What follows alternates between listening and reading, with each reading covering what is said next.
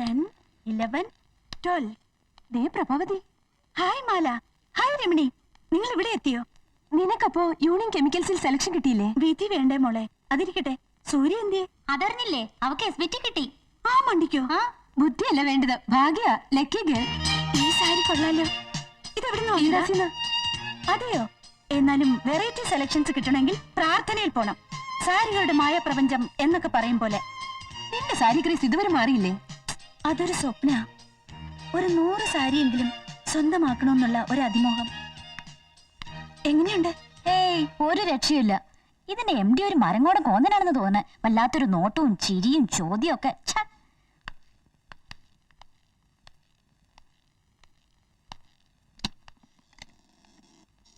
പ്രഭാവതി, ഇരിക്കൂ.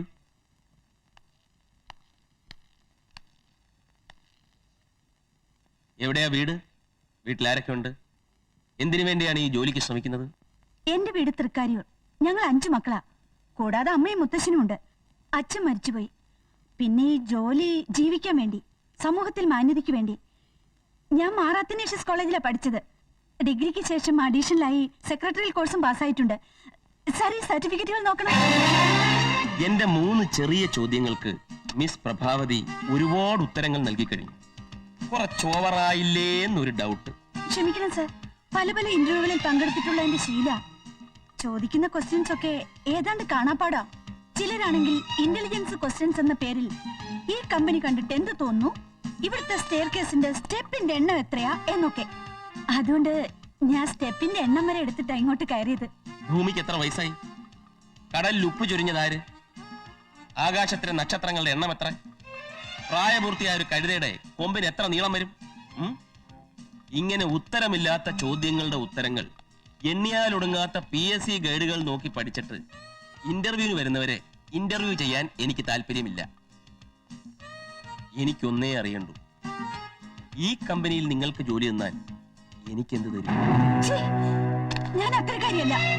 എനിക്ക് നിങ്ങളുടെ ജോലിയും വേണ്ട. ഒന്നേ, ഞാനൊന്ന് പറയട്ടെ.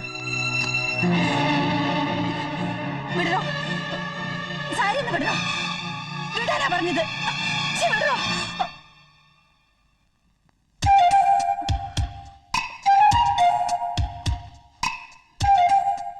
സോറി സാർ, ഞാൻ വിചാരിച്ചു. എന്ത് വിചാരിച്ചു? സാരി പിടിച്ചതാണെന്ന്. ഒരുപാട് ഇന്റർവ്യൂകളിൽ പങ്കെടുത്ത് ശീലിച്ച മിസ് പ്രഭാവതിക്ക് ഇത്തരം ഒരു തെറ്റിദ്ധാരണ വന്നതിൽ അതിശയിക്കാനില്ല. എന്റെ ചോദ്യം എന്താണെന്ന് തനിക്ക് മനസ്സിലായില്ല. ഈ സ്ഥാപനത്തോടുള്ള ആത്മാർത്ഥത, കൃത്യനിഷ്ഠ, അതാണ് ഞാൻ പ്രതീക്ഷിച്ച മറുപടി. Anyway, now you can go. Sir, ഈ ജോലി എനിക്ക് തരാൻ ഉദ്ദേശിക്കുന്നുണ്ടെങ്കിൽ ഇപ്പോഴേ പറഞ്ഞേക്കണം. ഇല്ലെങ്കിൽ വെറുതെ എന്തിനാ അപ്പോയിന്റ്മെന്റ് ഓർഡറും പ്രതീക്ഷിച്ച് പോസ്റ്റ്മാനി കാത്തിരിക്കുന്നത്? നെക്സ്റ്റ്.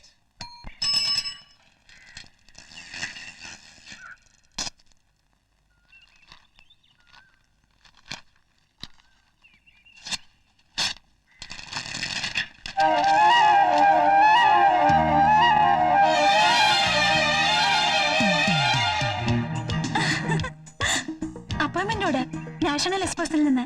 അമ്മേ, ചേച്ചിക്ക് ജോലി കിട്ടി. എന്തേ, വിശ്വാസമായില്ലേ? സ്വപ്നത്തിൽ പോലും എനിക്ക് ജോലി കിട്ടുമെന്ന് പ്രതീക്ഷിച്ചില്ല അല്ലേ? എനിക്കറിയായിരുന്നു കിട്ടുമെന്ന്. ഞാൻ ഒത്തിരി കളിയാക്കാറുണ്ടെങ്കിലും നിനക്കൊരു ജോലി കിട്ടണമെന്നാ ദിവസവും പ്രാർത്ഥിക്കാറ്. അതിന്റെ ക്രെഡിറ്റ് നിനക്ക്. എന്റെ സ്മാർട്ട്നെസ്സും ബുദ്ധിയും കണ്ടിട്ടാ എന്നെ ജോലിക്കെടുത്തത്. ജോലി കിട്ടിയപ്പോഴേ നില മറക്കല്ലേ മോളെ. നിനക്ക് അസൂയ, മുഴുത്ത അസൂയ. അമ്മ പറയാറില്ലേ മോളെ, നിരന്തര പ്രയത്നം വിഫലമാവില്ലെന്ന്. ആദ്യത്തെ ശമ്പളം കിട്ടിയാൽ മുത്തശ്ശനൊരു ബോട്ടിൽ വാങ്ങിത്തരും. ഇത്തിരി നിറമുള്ളത് കഴിച്ചിട്ട് ഒരുപാട് നാളായി. ആദ്യത്തെ ശമ്പളം കിട്ടിയാലുടൻ ഞാനിവനെ ഒരു നല്ല തൂമ്പ വാങ്ങി കൊടുക്കും. പറമ്പൊക്കെ ഒന്ന് വൃത്തിയായിട്ട് കിളക്കട്ടെ.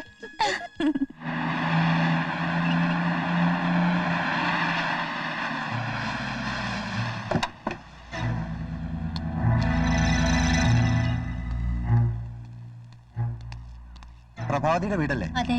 ഞാൻ നാഷണൽ എക്സ്പോർട്സിൽ നിന്നാണ്. വണ്ടി വന്നിട്ടുണ്ട്. എന്തിനാ? കമ്പനിയിലെ സ്റ്റാഫുകൾ വരണതും പോണത് ഈ വണ്ടിയില്ല. ചേച്ചി, ഇത് കമ്പനി വണ്ടി ആൾക്കാരായിട്ട് എനിക്ക് തോന്നുന്നില്ല. വല്ല തട്ടിപ്പുകാരുമായിരിക്കും. അതെ, ഞാൻ ബസ്സിൽ വന്നോളാം.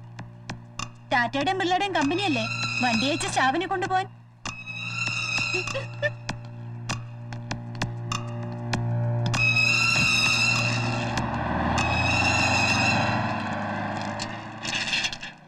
നീ എന്താ വണ്ടി പോവാഞ്ഞ? അത് നാഷണൽ സ്പോർട്സിന്റെ വണ്ടിയല്ലേ? ദൈവമേ, കമ്പനി വണ്ടി തന്നെയാ. പഞ്ച്വാലിറ്റിയുടെ കാര്യത്തില് എന്റെ സ്ട്രിക്റ്റാ. ഈ മുത്തസിന്റെ വാക്ക് കേട്ട് ഞാൻ പെരുവഴിയിലായാലും എന്റെ ഈശ്വരാ. ചേട്ടാ ചേട്ടാ, എന്നെ ഒന്ന് സ്കൂട്ടറിൽ കൊണ്ടുവിടോ. ഫസ്റ്റ് ഡേ തന്നെ ലേറ്റ് ആയിട്ട് ചെന്ന പ്രോബ്ലം ആവും. അയ്യോ, ഞാൻ ആ വഴിക്കല്ല. ഒന്ന് കൊണ്ടുവിടടാ, നിന്റെ പെങ്ങളല്ലേ? ആണോ? അടിജിയാണ്.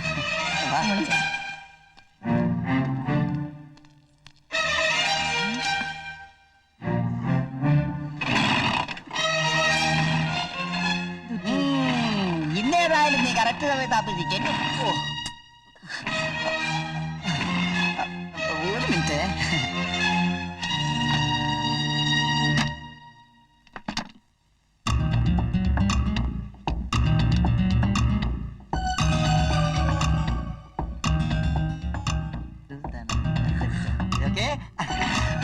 വണ്ടി ശരിയാവോ? ശരിയാവും. ഒന്ന് കൊണ്ട് കളയാമോ ഈ കാട്ട വണ്ടി? ഞാൻ ബസ് പോകണം. അതാ ബുദ്ധി. ഒരു 5 മിനിറ്റ് വേണ്ട.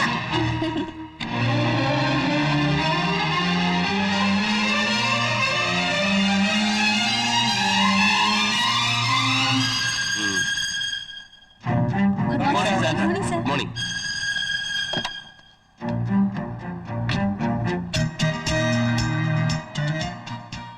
ആ ഫ്രഷ് അപ്പോയിന്റ്മെന്റ്.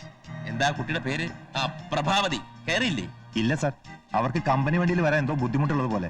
ടാറ്റായും ബിർളയും പോലെ വലിയ കമ്പനി ഒന്നും അല്ലല്ലോ എന്ന്. അഹങ്കാരിയാണല്ലേ? ഇന്ന് ബസ് കിട്ടി ഓഫീസിലെത്തുമ്പോൾ ആ കുട്ടി ഒരുപാട് വൈകും. കൃത്യസമയത്ത് എത്തിയില്ലെങ്കിൽ ജോയിൻ ചെയ്യുന്നതിന് മുമ്പ് ഡിസ്മസ് ചെയ്തേക്കാം അല്ലേ?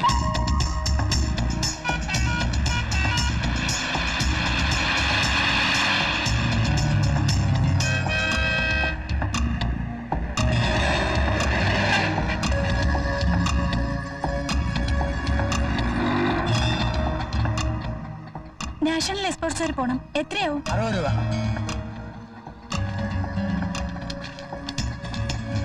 വേണ്ട, പൊയ്ക്കോ.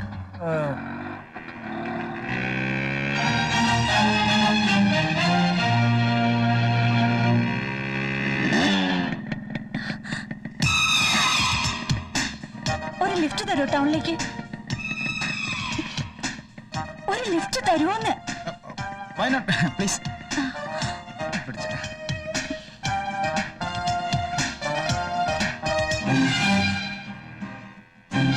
എന്താ പേര്? പ്രഭ. I am Sarath. പഠിക്കേ? അല്ല, ജോലിയുണ്ട്. എന്നും ഈ നേരത്താണോ വരിക? നേരമില്ലാത്ത നേരത്ത് അവന്റെ ഒരു കിന്നാരം പറിച്ചില്. എന്താ? അല്ല, പതുക്കെ വണ്ടി ഓടിക്കാനേ അറിയുള്ളൂന്ന്. എനിക്ക് സ്പീഡിൽ പോകുന്ന ഇഷ്ടം. അയ്യോ, ഞാൻ സ്പീഡിലാ ഓടിക്കാറ്. എന്റെ സ്പീഡ് കണ്ടിട്ട് പ്രഭക്കുട്ടി പേടിച്ചാലെന്ന് വിചാരിച്ചിട്ടാ സ്പീഡിൽ ഓടിക്കട്ടെ. വേണമെങ്കിൽ എന്നെ ഒന്ന് പിടിച്ചിരുന്നോ ഒരു സേഫ്റ്റിക്ക്? വേണ്ട, വണ്ടി പിടിച്ചിട്ടുണ്ട്. കുറച്ചുകൂടി സ്പീഡ് ആയിക്കൂടെ? ദൈവമേ, ഇതിന് വലിയ ചാകാനം മറ്റിറങ്ങിയതാണോ?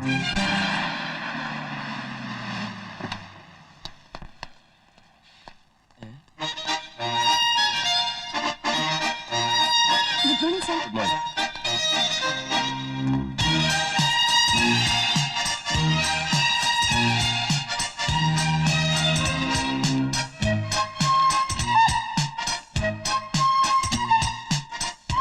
May I come in sir? Yes. Sorry sir, എനിക്കൊരു അബദ്ധം പറ്റി. കമ്പനി വണ്ടിയാണ് രാവിലെ വീട്ടിൽ വന്നതെന്ന് എനിക്കറിയില്ലായിരുന്നു. വീടിന്റെ മുന്നിൽ ഒരു ബസ് വന്ന് നിൽക്കുക, ഒരാൾ ഇറങ്ങി വന്ന് കയറിക്കോളാൻ പറയാ. അല്ല, ഇപ്പോഴത്തെ കാലത്ത് ചുമ്മാ വന്ന് വണ്ടി കയറിക്കോളാൻ പറഞ്ഞ എന്നെ പോലൊരു പെണ്ണ് എങ്ങനെ വിശ്വസിക്കാ സാർ? ഓക്കെ ഓക്കെ, ജോയിൻ ചെയ്തോളൂ. ഒന്ന് എഴുന്നേക്കണം സാർ, പ്ലീസ്. ഒന്ന് എഴുന്നേക്കണം സാർ. ഞാനോ? ഞാനെന്തിനാ എഴുന്നേൽക്കുന്നത്? എന്റെ ജീവിതത്തിൽ ആദ്യമായിട്ട് കിട്ടിയ ജോലിയാ. എന്നെ അനുഗ്രഹിക്കണം സാർ. എന്താ ഇത്? കുട്ടി എഴുന്നേറ്റുള്ളൂ. നന്നായി വരും. അമ്മ പ്രത്യേകം പറഞ്ഞിരുന്നു സാറിന്റെ അനുഗ്രഹം വാങ്ങിയിട്ടേ ജോയിൻ ചെയ്യാവൂന്ന്. കുട്ടിയുടെ അമ്മ ടീച്ചറായിരുന്നു അയ്യങ്കാവ് സ്കൂളിൽ. ഏറ്റവും നല്ല മാതൃകാ അധ്യാപികയ്ക്കുള്ള അവാർഡ് വരെ കിട്ടിയിട്ടുണ്ട്. അയ്യങ്കാവ് സ്കൂളിലോ? പേര്? ശാരദ.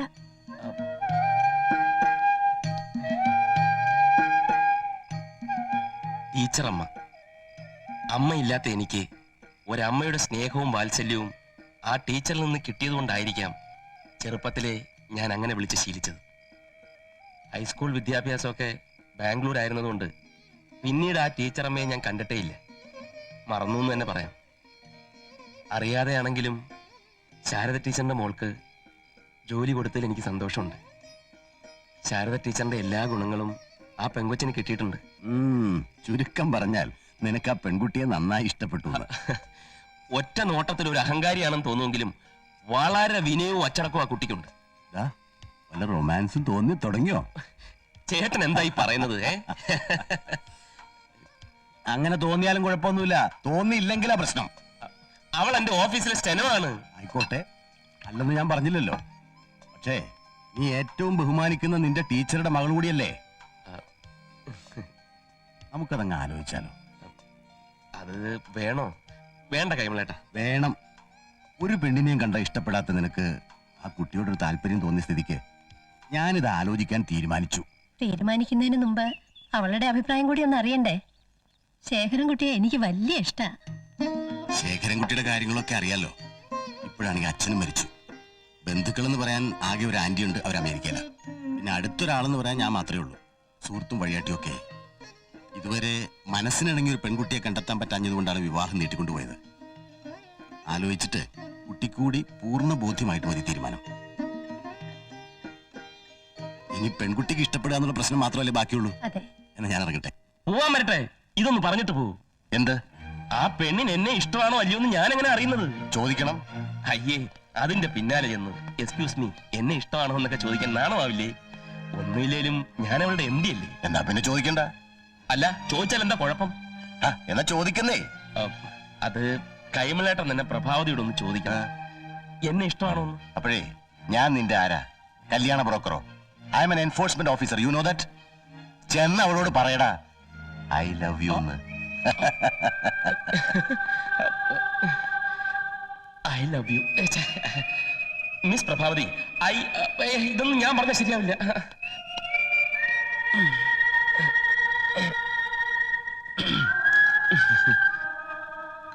സാറെന്താ എത്ര ടെൻഷനില്? ഞാൻ ഒരു കല്യാണം കഴിക്കാൻ തീരുമാനിച്ചു. അപ്പൊ സാർ ഇതുവരെ കല്യാണം കഴിച്ചില്ലേ? ഞാൻ വിചാരിച്ചു സാറ് കല്യാണം കഴിച്ച് 2 കുട്ടികളുടെ അച്ഛനെ ആയിരിക്കുമെന്ന്. ഒന്ന് പോടി, സാറിന് അത്രയ്ക്ക് പ്രായമൊന്നും ആയിട്ടില്ല. പെണ്ണേതാ സാർ? ഒരു പെണ്ണിനെ കണ്ടു, ഇഷ്ടപ്പെട്ടു. ഇനി പെൺകുട്ടിയുടെ സമ്മതം കൂടി കിട്ടിയാലേ കല്യാണം നടക്കും. സാറിനെ കണ്ട ഏത് പെണ്ണാ ഇഷ്ടപ്പെടാത്തത്? അങ്ങനെ എല്ലാ പെണ്ണുങ്ങൾക്കും എല്ലാവരെയും അങ്ങ് ഇഷ്ടപ്പെടണമെന്നില്ല. ഓരോരുത്തർക്കും അവരവരുടേതായ സങ്കല്പങ്ങളുണ്ട്. അത് കറക്റ്റാ. അതെ, പ്രഭാവതിയുടെ സങ്കല്പം എന്താ? എന്റെ സങ്കല്പത്തിലെ ഭർത്താവിന് മീശയില്ല.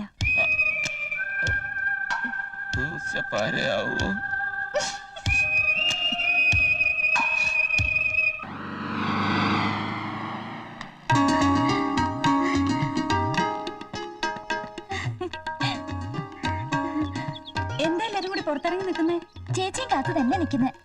വിശേഷം ഉണ്ടെത്താ കൂട്ടിക്കോളൂ. സമ്മതിച്ചു തന്നിരിക്കുന്നു. നീ പറയാറുള്ളത് വളരെ കറക്റ്റാ. ജോലി കിട്ടിയാൽ ഒരു നല്ല ബന്ധം കിട്ടുമെന്ന്. എന്നാലും ഇത്ര പെട്ടെന്ന് വേണമായിരുന്നോ? ആള് കേമിയാ, പിടിച്ചപ്പോ പുളിങ്കൊമ്പ് തന്നെയാ പിടിച്ചിരിക്കുന്നത്. മനസ്സിലായില്ല. എന്തെങ്കിലും പറയാനുണ്ടെങ്കിൽ തെളിച്ചു പറ. എന്താ മുത്തശ്ശ കാര്യം? പണ്ട് ഇളങ്കാവ് അമ്പലത്തിൽ ഉത്സവത്തിന് പോയപ്പോ ഞാനൊരു പെണ്ണിനെ കണ്ടു മോഹിച്ചു. ഇവളുടെ അമ്പയെ പിന്നെ ഓടിച്ചിട്ടൊരു കല്യാണം അല്ലായിരുന്നു. അതുപോലെ നിനക്കും ഒരു ആലോചന വന്നിട്ടുണ്ട്. ആരുടെ?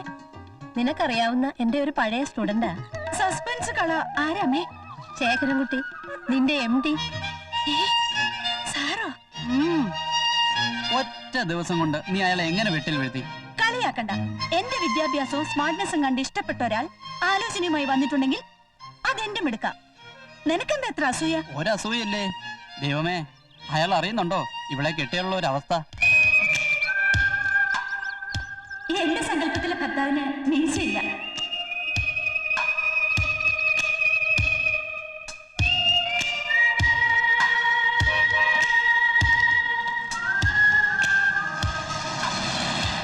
Good morning sir. എന്താ ഇത്ര ലേറ്റ്? സാർ സാറായിരുന്നു നേരത്തെ.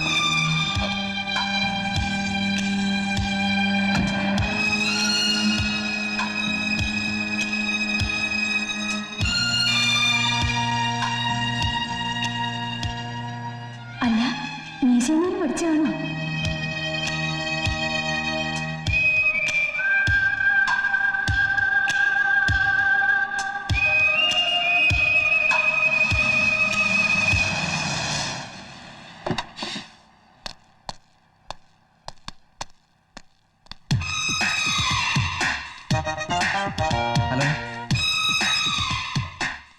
Excuse me.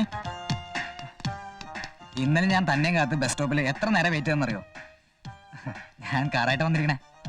നിങ്ങൾ വിചാരിക്കും പോലെ ഒരു പെണ്ണല്ല ഞാൻ. ഇന്നലെ കറക്റ്റ് സമയത്ത് ഓഫീസിൽ ജോയിൻ ചെയ്യാൻ വേണ്ടിയാ ഞാൻ ലിഫ്റ്റ് ചോദിച്ചത്. ഇന്ന് എന്തായാലും ലീവ് എടുക്ക്, നമുക്കൊന്ന് കറങ്ങിട്ട് വരാം. ഏതായാലും ഞാനൊരു ലിഫ്റ്റ് തന്നതല്ലേ, തിരിച്ചിങ്ങോട്ടൊരു ഗിഫ്റ്റ്. ഒരു കാർ നിന്റെ കോലും കണ്ട് മയങ്ങി വരുന്ന പെണ്ണ ഞാനിന്ന് കരുതിയോ? എന്താ എന്താ പ്രശ്നം? ഞാൻ ഇവന്റെ കൂടെ ചുറ്റിക്കറങ്ങാൻ ചെല്ലണോന്ന്. ഓഹോ, അത് ശരി. എന്താ ഞാൻ വന്നാ മതിയോ? എന്താ ഒന്നും മിണ്ടാത്തത്? പോടാ പോടാ. ചേട്ടൻ എന്താ ചൂടാവണേ? ഞാൻ വിചാരിച്ചത് ഒരു പോക്ക് കേസാന്നാ. നമുക്കിതല്ലെങ്കിൽ വേറെ. ആ പോ പോ പോ പോ. പോട്ടെ പെങ്ങളെ. ആ വണ്ടിയിൽ എടുത്തോണ്ട് വയ്ക്കും. ഏതാ ഇവൻ? എനിക്കൊരു പരിചയമില്ല. പിന്നെ അന്ന് കൃത്യസമയത്ത് ഓഫീസിൽ എത്തിയത് ആ കുരിശിന്റെ ബൈക്കിൽ ലിഫ്റ്റ് കിട്ടിയിട്ടാ. അത് ശരി, അവൻ തെറ്റിദ്ധരിച്ചതിൽ കാര്യമുണ്ട്. ഈ ആണുങ്ങളായാലും അങ്ങനെയാ, ഒന്ന് മിണ്ടിയാ മതി ഉടനെ തെറ്റിദ്ധരിക്കും. പിന്നെ കൂടെ ചെല്ലാൻ നിർബന്ധിക്കും. ചിലർക്കൊന്ന് കണ്ടാ മതി, അപ്പോഴേക്കും പ്രേമം തുടങ്ങും.